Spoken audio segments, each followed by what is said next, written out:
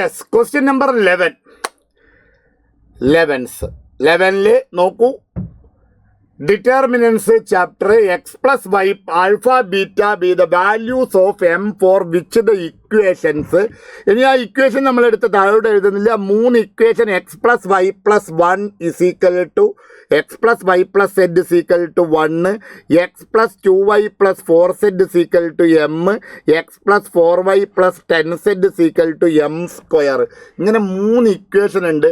Have infinitely many solution എന്നാണ് പറഞ്ഞിരിക്കുന്നത് അല്ലേ.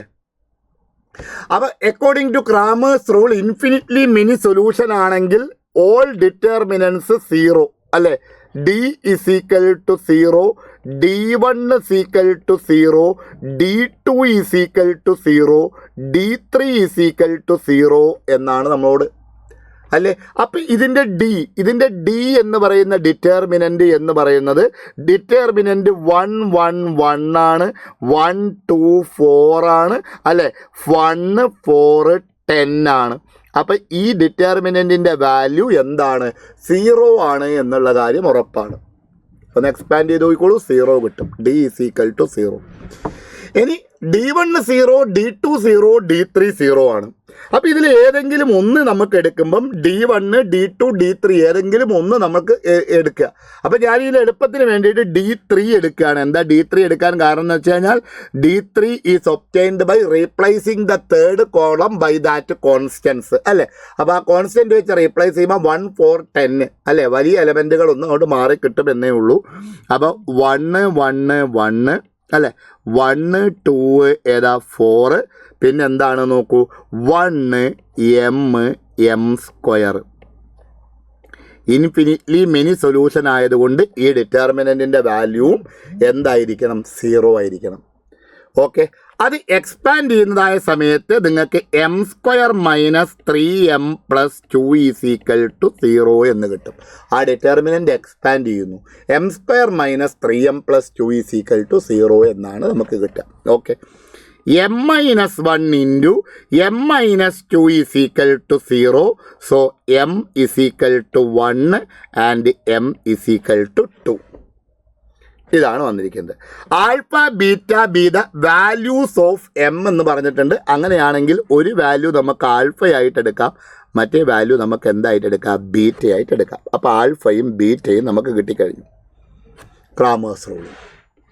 ഇനി എന്താ നമുക്ക് കണ്ടുപിടിക്കേണ്ടത് നോക്കൂ.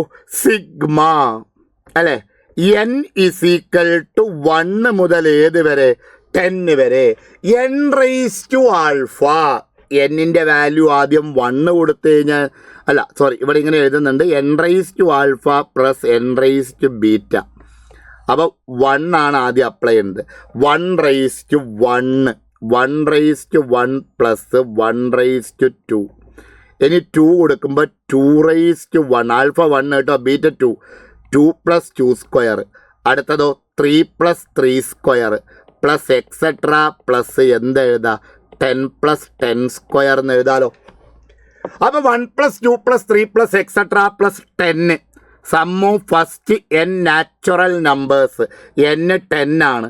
10 into 10 plus 1 11/2 plus 1 square plus 2 square plus 3 square plus etcetera plus 10 square. അതാണ് ബാക്കിയുള്ളത് അല്ലേ.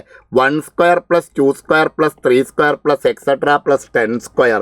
Some of the squares of first n natural number. 10 into 10 plus 1 11 into 21/6. 2n plus 1, 2 into 10 20, 20 plus 1 21/6 എന്ന് കിട്ടും. അപ്പോൾ ആദ്യത്തെ നമുക്ക് 55 എന്ന് കിട്ടി. 55 പ്ലസ് അടുത്തത് എത്രയാണ് കിട്ടുക എന്ന് നോക്കിക്കഴിഞ്ഞാൽ ഇവിടെ 6, ഇവിടെ 7, ഇവിടെ 2, ഈ 2 ഇവിടെ 10ൽ 5. അപ്പോൾ 5 ഇൻറ്റു 11 ഇൻറ്റു 7 എന്നാണ് 385 ആണ്. 385 ആണ്. അപ്പോൾ രണ്ടും കൂടി ആഡ് ചെയ്ത് കഴിഞ്ഞാൽ നമുക്ക് 440 എന്ന ആൻസർ വരും. 440 എന്ന് പറഞ്ഞു കഴിഞ്ഞാൽ ഓപ്ഷൻ എ ആണ് കറക്റ്റ് ആൻസർ. ഫസ്റ്റ് ഓപ്ഷനാണ് കറക്റ്റ് ആൻസർ. Okay, ready?